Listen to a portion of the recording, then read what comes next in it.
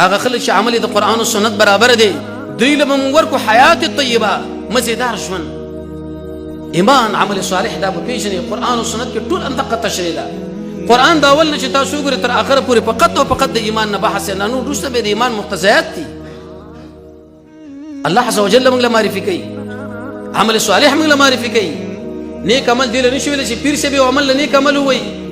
جناب شیخ سے به عمل وای د چپنی والے عمل وای د دسمال والے عمل وای د پټګي والے عمل وای ملک سے به عمل وای هغه خپل کار کوي قرآن او سنت چې کوم عمل لخي ویل دی هغه نیک عمل دی چې هغه ورته نه ویل هغه عمل نه دی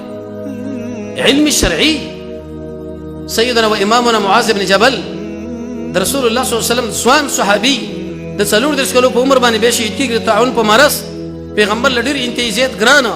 په ورځ قیامت به ټول علما او رهبر او قائد سیدی هغه فرمایي چې کله انسان ذکر کوي قرآن او سنت تکینی الله به زله ژوند دی کی خو چې دی له وخت نور کې الله نورم ختموي ته وګوره چې ماته مثال په خپل جماعتونو کې د قرآن د تفسیر درسونه کیږي څومره ناس دي خو ګوره دې کې یو خبره یاد ساتئ امام مسلم رحمه الله په خپل مقدمه کې یو خبره عالم نقل کړې ده هر چا له ګونډه ماته ولم نه دي پکار العلم دین علم دین دی وګوره د شان دین اخلي په دې نه چې پټګي والے